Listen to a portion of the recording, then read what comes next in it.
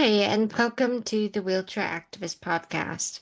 I'm Emma Vogelman, and this is my very first solo episode. Before we start, I wanted to let you know that this episode includes discussion of political discrimination against disabled people, everyday ableism, and the mental health impacts of those experiences. So please take care of yourself while listening, and if this isn't the episode for you, that's totally fine. I will see you in another one. Welcome to The Wheelchair Activist, a podcast hosted by me, Emma Vogelman, and every month I interview amazing members and allies of the disabled community who are quite literally changing the world. If you're a regular listener, you'll know that this podcast is usually me chatting to the most amazing disabled people, activists, politicians, and allies. But today you've just got me, and I'm talking to you about something that I've been wrestling with for a little while now, but particularly in the last few weeks. Disability Pride Month. What it means to me and why this year has felt particularly impossible. And I've been putting off recording this episode, if I'm being really honest, partly because of my complicated issue with disability pride, and that feels really vulnerable, and partly because I wasn't sure I had anything useful to say. But here we are. It's July, nearly the end of July, and I think it's time that I shared what's been going on in my head and in our community this month. So grab yourself a coffee, an oat milk iced latte, or a Diet Coke, or whatever fuels your particular inner chaos, and settle in. So let's have an honest conversation about disability pride and political betrayal and what it means to belong to a community that feels like it's under constant attack. And I want to start with something that I think perfectly captures how complicated this month has been for me. On the 16th of July, I found out that I was named one of the honorees of the 2025 Diversability Disability Impact List. It's a global recognition of 30 disabled leaders all making a difference in their fields, and I somehow was selected out of hundreds of nominations, and that's a huge, huge honor. But it came at a really surreal time. When I got the email, I felt this weird mix of emotions. I mean, yes, I felt proud, but I also felt this huge wave of imposter syndrome. Here I am being recognized alongside incredible peers that are doing amazing work. And I had just written a piece titled, "This year's Disability Pride Month isn't a celebration, it's a protest." And the irony definitely wasn't lost on me. I was getting honored for building this amazing platform that amplifies disabled voices during the same month that I was struggling with the very concept of disability pride. I felt like this perfect contradiction being celebrated for advocacy while questioning whether I was a good enough disabled person to deserve it. Have I earned it? Have I done enough for this community that I care so much about? Or have I just been loud on the internet? I mean, once, I corrected a minister for disabled people in a private meeting when, he completely contradicted his own department's access to work policy. And my boss said I had successfully skewered him. And honestly, that's the closest I think I've ever come to feeling like I was in an episode of The West Wing. Just, with more slighting and, more passive aggression. But that's sort of why this recognition of the award mattered, because authentic advocacy isn't about feeling proud a lot of the time. It's about feeling furious and showing up anyway. It's about speaking truth when it's uncomfortable and refusing to pretend that everything is fine when it isn't. And, it's not exactly like the type of work that I get gets attention or accolades like the rest of society. There isn't exactly a Charity Worker of the Year award in the same way that there's Best Actor or Sports Person of the Year. And that contradiction, this award versus the struggle, kind of sums up what I've wanted to talk to you about. I'll get into why this year feels different, but I've always struggled with the concept of disability pride, and it's not new to this year. It isn't just about the current political climate, particularly in the UK. This is something I've been wrestling with for years. And I see other disabled people that I admire so much write with such enthusiasm or post with such enthusiasm about their pride in their disability and all the things it's given or taught them. And I agree, my disability has given me a lot. Many of the people that I love most, the experiences that I've had, the work that I do now, none of that would exist if I wasn't disabled. But here's the thing, when I was growing up, I barely saw any disabled people in media or politics. The few disabled characters that existed were either these tragic victims or, let's face it, inspiration porn. And I refused both of those narratives, both then and now.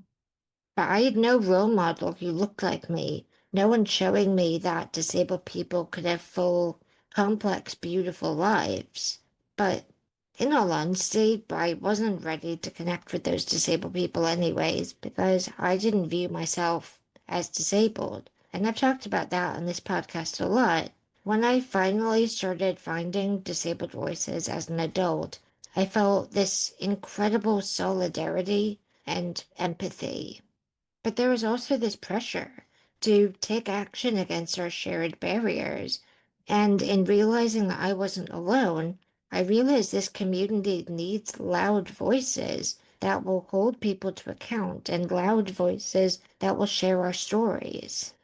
So you guessed it, everyone. 10 points to you if you guessed that now it's time to talk about internalized ableism, which for the record is possibly the least fun form of ableism. No one asked for this gaslighting voice in our own head on top of everything else that we have to deal with as disabled people. Internalized ableism refers to the way disabled people essentially absorb and internalize negative societal attitudes and stereotypes about disability. And that often leads to self-doubt and shame and a sense of not deserving support. I don't think it's a conscious choice that we make to be internally ableist, but it's a product of living in a society where ableism exists. And for those who aren't familiar, ableism is the discrimination against disabled people. And this intersects with other parts of my identity as well. As a white disabled woman, my experience of ableism is completely different to that of a disabled person of color or a disabled person from the LGBTQIA plus community. And the levels of discrimination stack up really differently. And that affects how we navigate questions of pride and belonging. I mean, so many times I've questioned whether it's my disability, my gender, or my age shaping how I was being treated. And in a lot of those cases, I'll never know which aspect of my identity is to blame, for lack of a better expression. And it's also difficult to ignore all the barriers and difficulties that being disabled brings in everyday life and to still say that you're proud of it. When everyday microaggressions happen, when you face discrimination, or when you come across a policy that just arbitrarily treats disabled people less favorably, how can you still be loud and proud about being from that group? Society is practically screaming at us that we're not welcome and we're not accepted. This might sound familiar to some of you, and in previous years, I've definitely felt like a bad disabled person for not talking about Disability Pride Month. Not because I don't value our community, because I absolutely do, obviously. I do. I have this amazing platform where I say how great different members of our community are. But the problem is in my own hang-ups. When I'd see other disabled people sharing their pride, I don't feel that way all the time. So I don't think I should be contributing to this conversation. And I think this comes from what I call, and I've talked about in another episode that I did with Holly Tuke, the perfect disabled person pressure. There's this expectation from largely the non-disabled community that we should always be positive, we should always be grateful, always be inspiring. Sorry, everyone, I use the I word. But we're supposed to celebrate our identity while simultaneously proving that we deserve to survive. We're expected to be educational and uplifting and to perform our pride for an audience that largely ignores us, or at worst, systematically excludes us 11 other months of the year. I don't know if anyone else feels like this, but it feels like we're supposed to be like part saint, part spokesperson, part TED Talk, and always just be grateful and enough to make people comfortable. And we're hiding the fact that a lot of the time we're quietly simmering with this justified rage. And I'll be honest, having this platform and this podcast and through my writing, it makes that pressure even more intense. And yeah, my platform is completely optional and it's my decision to work in disability rights. But it's so important to me that it doesn't actually feel like a choice. I think of it more as an unconscious response to injustice. And I do all of this not just for myself, but for my past self, who probably would have been secretly curious to know what this podcast was about, but would probably never let that on and definitely not give anyone the satisfaction of telling them that they engaged with this content. But I do it for other disabled people as well, and for non-disabled people, because I want them to get an accurate understanding of what being disabled in Britain in 2025 looks like. The good, the bad, the ugly, and the joyful. Because we are a huge community. There's 16 million of us in the UK alone. Some people say that's between 1 in 4 or 1 in 5 people. But yet we're largely invisible in media, in politics, and in everyday representation. We are the world's largest minority group, but we're often treated like we barely exist. When you think about those numbers and the silence around Disability Pride Month, it becomes even more stark. How do you ignore 16 million people? And I'm not saying that I want the hollow gestures that often come with companies claiming to celebrate a marginalized community. But I don't want to be written out of history or existence either. So, like I said, this year feels different, and it largely to me is because of what's happening politically in the UK, but also because of what I've witnessed in terms of the impact on this beautiful community. The final straw for me and the moment where I realized, right, I need to speak about this publicly. It wasn't just the horrendous political proposals, but it was seeing the sheer number of MPs who turned their backs on disabled constituents and then watching the impact of that on our community. People are scared. People no longer feel any trust in a political system that, in theory, is supposed to protect them. And they're completely justified in this. So let me give you some context because I realize a lot of my listeners are not in the UK and this probably passed you by completely. This Disability Pride Month, July, has taken place against a backdrop of possibly one of the most systemic attacks on disabled people's rights, certainly that I've ever seen, in my life in the UK. In March, the Labour government published proposals for what became the Universal Credit and Personal Independence Payments Bill. For those who don't know, Personal Independence Payments, or PIP, is a benefit that helps with the extra costs of being disabled. It is not an out-of-work benefit. Let's repeat that again for any politicians who might be listening. PIP is not an out-of-work benefit. Many people who receive it are in employment, and PIP enables them to stay in that employment. It's meant to help with things like the extra transport costs, the assistive special equipment, or the higher cost of utilities like electricity, all things that we have no control over. Universal credit is a broader monthly payment that's designed to support people who are unemployed or on a low income, even when they're working. There's no set level of income. That means that you stop being eligible for universal credit, and it completely depends on your individual situation. Now, that's possibly a real oversimplification of these two benefits, and I'm by no means saying that I am an expert. So feel free to do your own research around both of those for more details. But the government's proposed bill had devastating changes. They wanted to introduce a 4-point rule for PIP. And what that would mean is that about 800,000 people would be losing their support.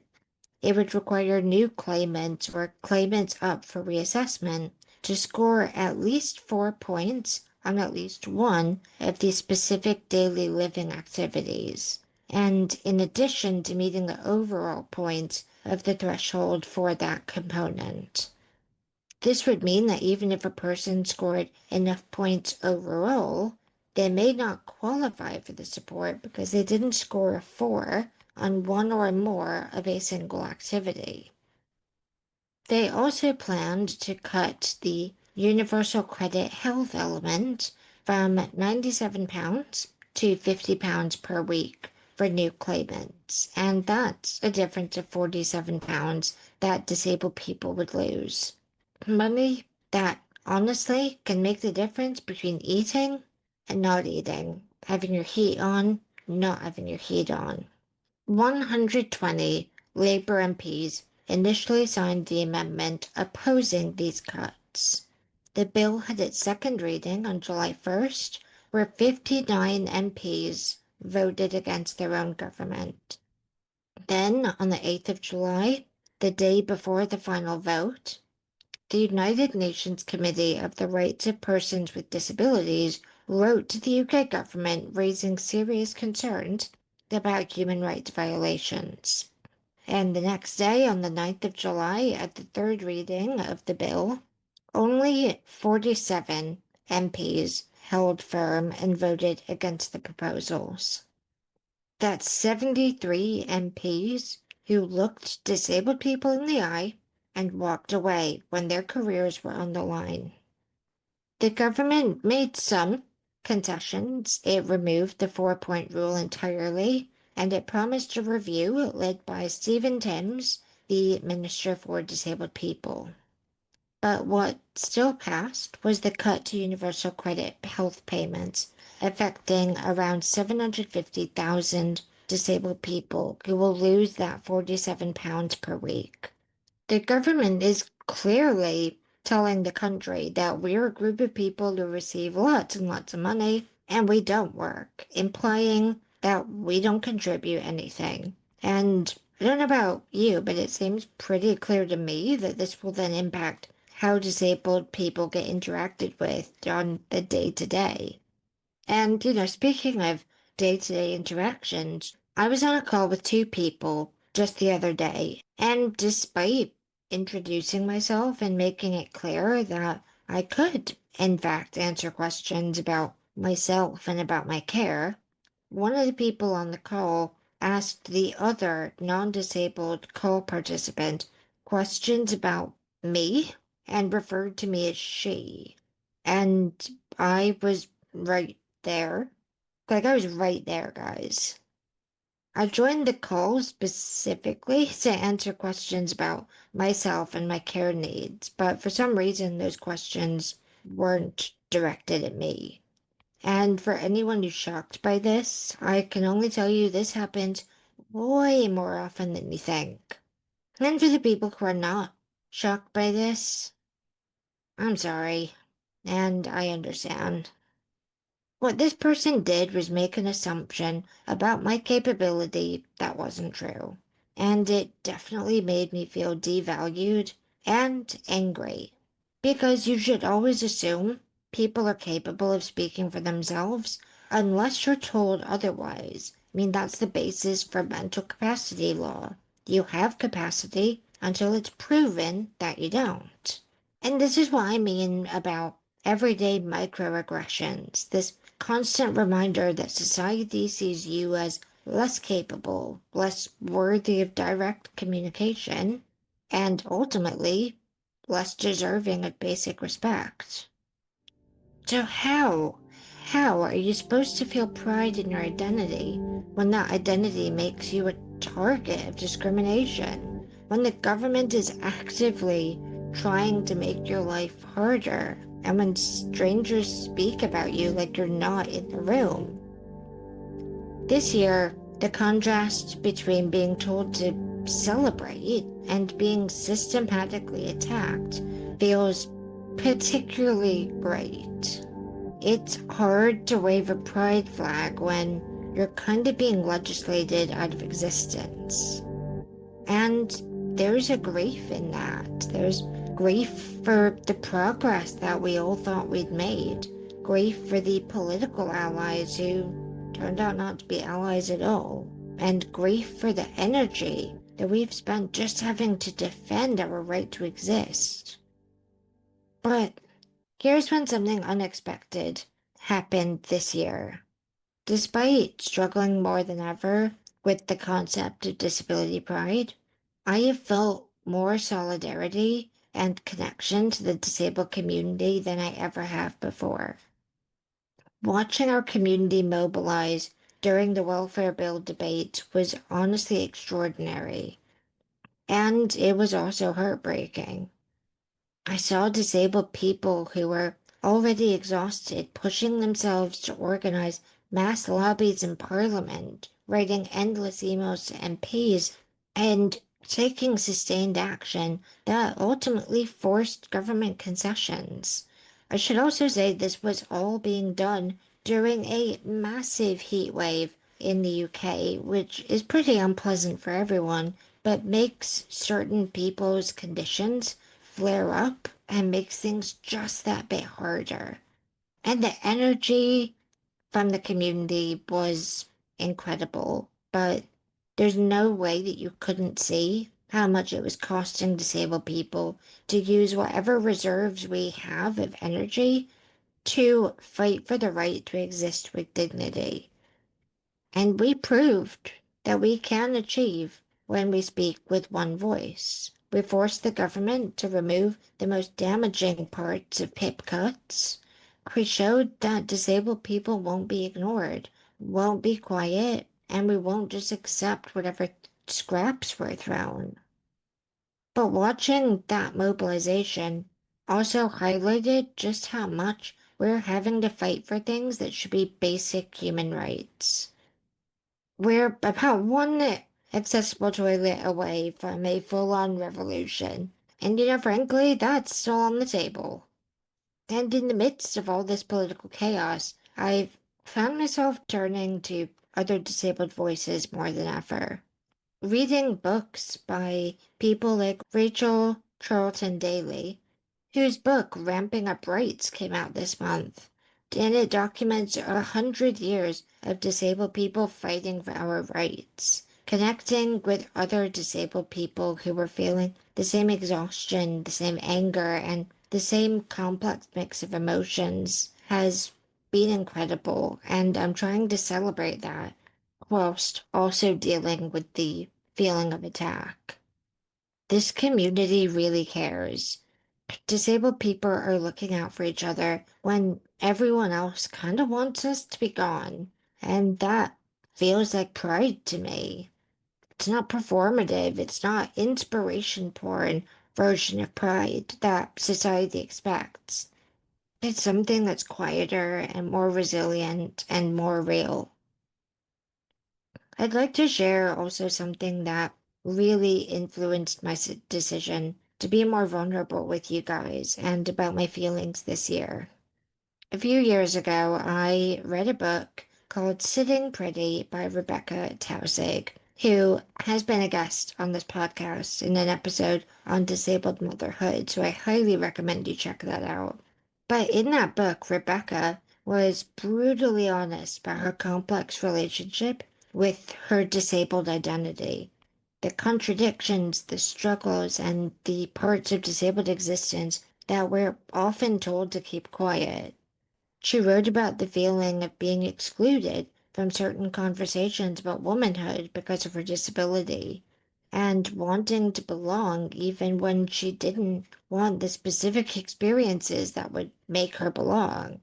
You'll understand if you read the book, trust me. She talked about the impossible balance of being a good disabled person, a good feminist, a good activist. And she didn't offer these tidy answers, but that refusal in itself felt kind of revolutionary. Reading her honesty about not always loving being disabled and about the gifts that disability brings, not negating the real barriers that we face, gave me permission to express those complex feelings too. Her vulnerability created space for my own messy truth and my own messy thoughts. And that's what I'm desperately hoping this does for at least one other person, that it gives someone permission to have complicated feelings about disability pride without feeling like you're a bad disabled person. When my piece in Stylist this month came out about why this Disability Pride Month feels more like a protest, the response I honestly was kind of overwhelming. And if you're one of the people who reached out saying that this piece reflected how you feel, I genuinely thank you from the bottom of my heart. And that response told me everything I needed to know about how many of us have been carrying these complex feelings without really being able to talk about it. But it's not all about struggle and resistance like I've been going on about. Even in this difficult year, there have been moments of absolute joy. Disabled joy that feels precious because it exists despite everything trying to crush it. Watching disabled TikTokers make brilliant content about their lives, or seeing disabled people get married, have children, start businesses, reading disabled authors whose work is finally getting the recognition it deserves. These moments remind me that we aren't just surviving, we're living full, complex, and beautiful lives.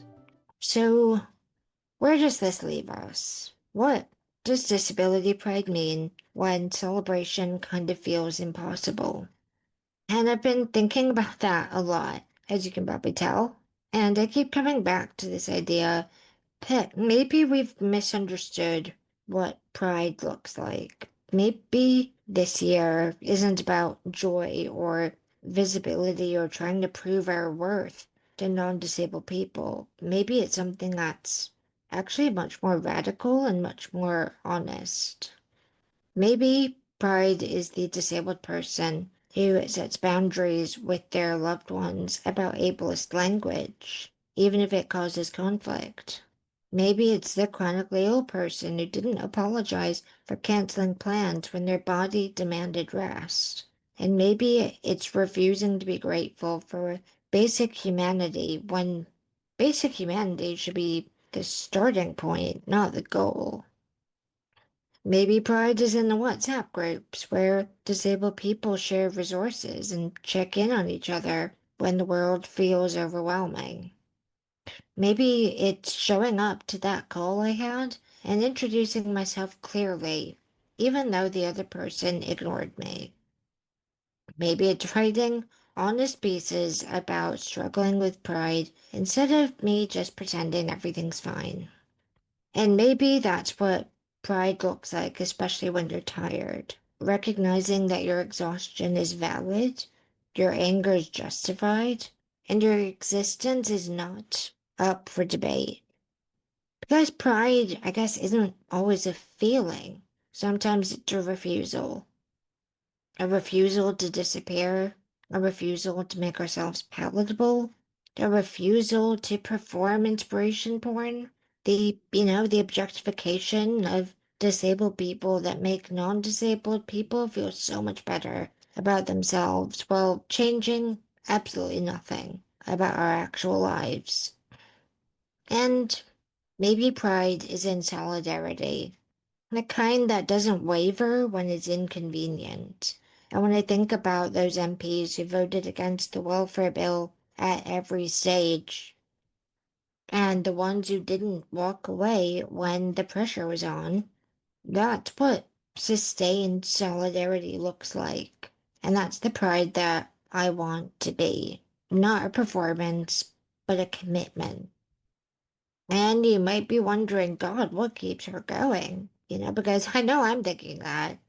And what makes me think that this work is still worth it when everything seems kind of bleak? And I don't think it's always a conscious choice to carry on. It feels so automatic that I would never not give everything I have to improving perceptions of life for myself and for other disabled people. It's like breathing. You don't think about it, you just do it because you have to. I mean, although in my case, I do actually think about breathing quite a lot, kind of a occupational hazard of having a vent. But, beyond that automatic drive, there are things that definitely give me hope. It's seeing young disabled people on social media being unapologetically themselves in ways that I definitely couldn't at their age. It's watching disabled people create art, start businesses, fall in love, have families, live the full lives they want despite everything trying to stop them. It's seeing authentic disabled people on the big screen. It's in the messages that I get from people saying that my work has helped them feel less alone or given them the language for something that they've always felt. It's also knowing that we have always fought back. Always. The disabled rights movement has been a long history of resistance, from the incredible disabled suffragettes to the activists who literally crawled up the steps of Capitol Hill to demand the Americans with Disabilities Act. We've been fighting for centuries, and we are still here. And that's gotta count for something. And that's what pride actually looks like. So, as we come to the end of Disability Pride Month 2025, I want to be really clear about something. This isn't about giving up on pride or accepting that things are hopeless, and I really hope that's not how this has come across. It's about being honest about what pride looks like when times are difficult, and that honestly matters way more. If you're a disabled person listening to this and you've been struggling with similar feelings, God, you are absolutely not alone. You are not a bad disabled person for not feeling celebratory when it feels like the world is trying to erase you. Your complicated feelings are valid, your exhaustion is justified, and your anger is righteous. And if you're someone who's recently become disabled and you're trying to figure out your relationship with disability during this hostile time, there's something I definitely want you to know. Connecting with other disabled people might feel like the last thing you want to do right now, and I felt like that for a very long time. Disability can feel so isolating, even though there are 16 million of us in the UK alone. But once I connected with this community, I found so much benefit, so much support, and so much understanding. The strength of this community and the amount that we genuinely support and care about each other, that's what should be focused on, especially when everything else feels overwhelming. And if you're not disabled and you're listening to this, I mean, first of all, hi, love to have you. I'm honestly amazed that you've made it this far. But if you're thinking, what can I do? I'll tell you. Check in on the disabled person in your life. Not a, hey, how are you? And expect, the polite, fine, fine back, but a proper, how are you really doing? I'd be ready for the real answer and be prepared to sit with that because it won't be easy. Follow disabled creators who are telling the truth about our lives and not just the ones who make you feel warm and fuzzy. Amplify our voices, challenge ableism when you see it, whether that's someone speaking about us instead of to us, a venue that isn't accessible, or a policy that treats us like second-class citizens. And above all, don't wait for disabled people to make you feel better about the world. That's not our job. We are not here to inspire you. We are here to live, to take up space and demand better.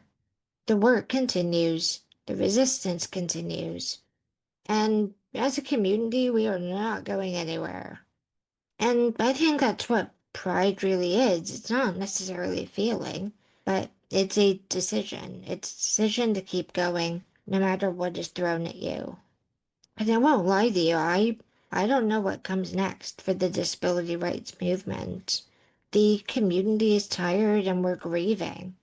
And we're watching a government say the words co-production while continuing to make decisions about us behind closed doors. We've been promised a review, a consultation, an invitation, but history has told us to be cautious about that. Because time and time again, we've been told that we're being listened to, only to find out that the plan's actually already been written. And yet, I still believe that we will keep on pushing because we always have and we always will. So, God, thank you so much for listening to this solo episode, the first one that I've done, and for indulging my thoughts and complicated feelings this month. But it just felt so important to get these thoughts out of my head and out into the world. And if anything I said today resonated with you, please share this episode, check in on the disabled person in your life, or just sit with the complexity of what it means to belong in a community that feels like it's under attack. And if you have made it this far, firstly, many congrats on having the world's best attention span. And you might want to head over to my website and sign up for updates if you're into more of my musings on media representation, life, disability, and of course the occasional rant about public policy. Until next time, everyone, please keep taking up space, keep questioning, keep resisting, and remember that your existence is radical enough. This has been the Wheelchair Activist Podcast. I'm Emma Vogelman, and I will see you next time.